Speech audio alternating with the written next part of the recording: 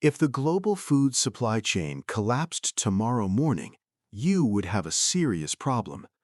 The wheat in your bread takes 7 months to grow. The corn in your cereal takes 5 months. In a true survival scenario, you don't have months, you have weeks. But what if I told you that nature already solved this problem 4,000 years ago? There is a ghost crop that was once the backbone of American independence, but today it has virtually disappeared from our fields. It doesn't need 7 months. It goes from seed to harvest in just 70 days. While modern scientists spend billions of dollars trying to genetically engineer fast-growing wheat strains just to shave off 2 weeks, this ancient plant beats them by months naturally. But here is the strangest part.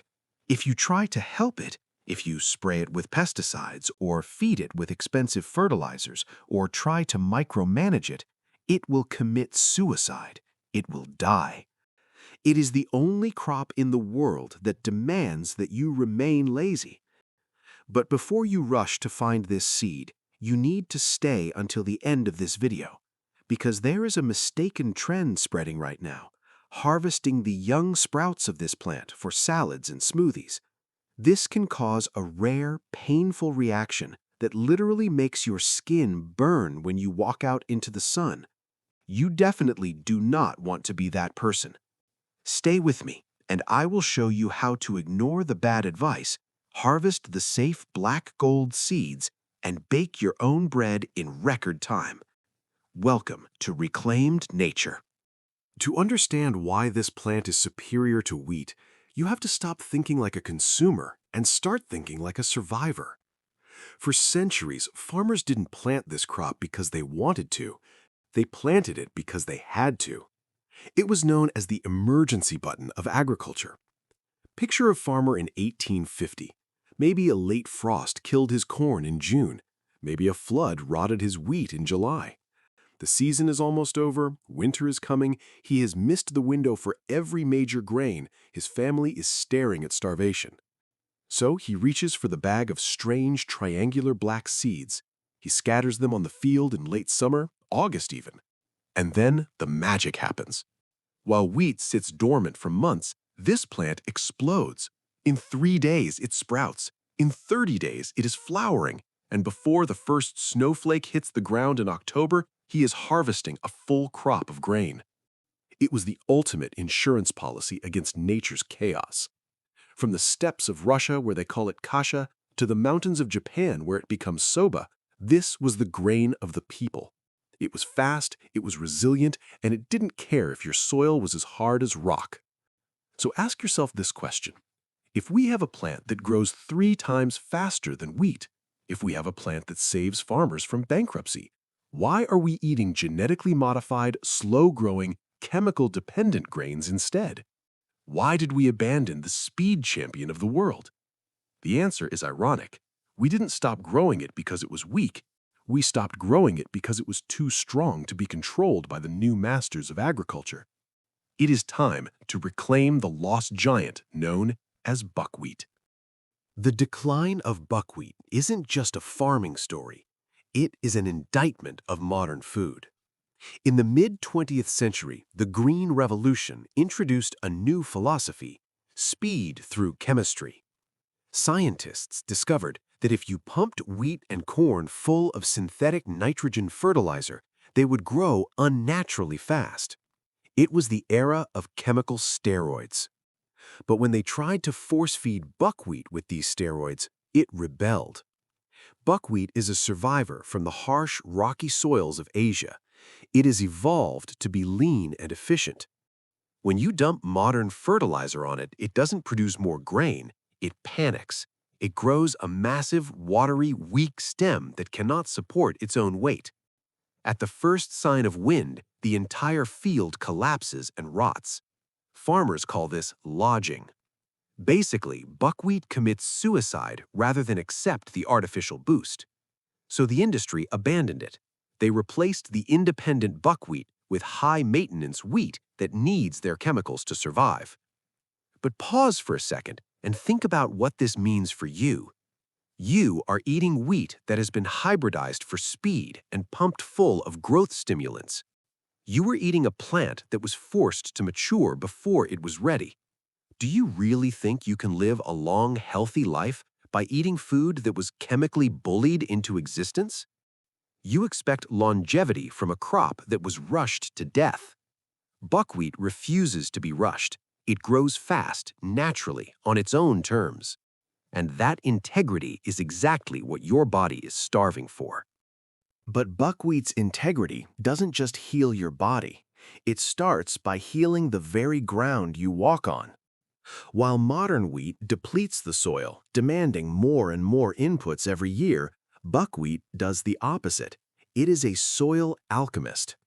If you have terrible, rocky ground where nothing else grows, buckwheat thrives. Its roots secrete mild acids that chemically dissolve obscure minerals, specifically phosphorus, locked inside the rocks. It mines nutrition that wheat simply cannot reach. And remember how I called it the weed killer? Here is the mechanism. Buckwheat grows so fast that within weeks it creates a dense, dark canopy of leaves. It blocks out 98% of the sunlight hitting the soil. The result? It suffocates weeds. Even the toughest invasive grasses wither and die in the darkness beneath it. You don't need Roundup. You don't need to break your back pulling weeds for hours. Buckwheat does the heavy lifting for you. It is nature's free labor. This is cleaner than any organic label you see in the store. But the biggest lie we've been sold is about bread itself. We are told that wheat is the staff of life, yet millions of people today suffer from inflammation, bloating, and brain fog every time they eat a sandwich. Why? Because modern wheat has been bred for gluten strength, to make fluffy, shelf-stable bread for supermarkets. Our bodies are rejecting it. Buckwheat is different. Despite its name, it is not wheat. It is a fruit seed related to rhubarb. It contains 0 gluten. It makes rich, dark pancakes and noodles that don't just fill you up, they heal you. It is rich in rutin, vitamin P, a compound that strengthens your blood vessels and improves circulation.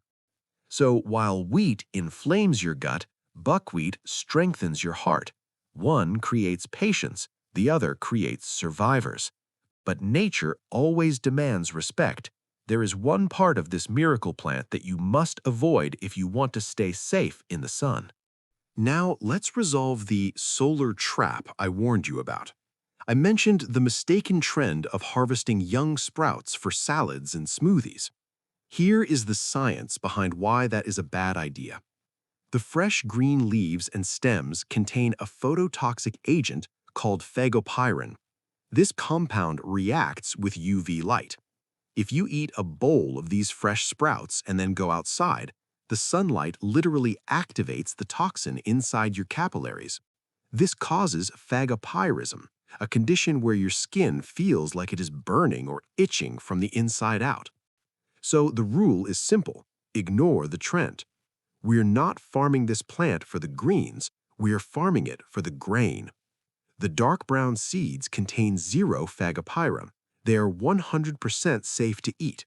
So let the leaves die back into the soil to feed the earth and harvest only the seeds for yourself.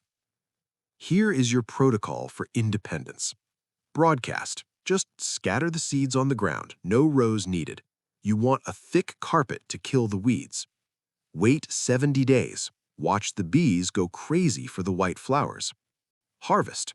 When the seeds turn dark brown, cut the tops. Process. Unlike wheat, which requires heavy machinery to separate the chaff, buckwheat seeds are soft and cooperative. You can crack them in a simple blender or a hand mill. The flour makes dark, earthy pancakes or galettes that are naturally gluten-free. Or you can just boil the whole groats like rice to make pasha. It's hearty, filling, and ready in 15 minutes. We live in a world obsessed with efficiency, yet we rely on a food system that is incredibly slow and fragile. Waiting 7 months for a wheat harvest is a luxury we might not always have.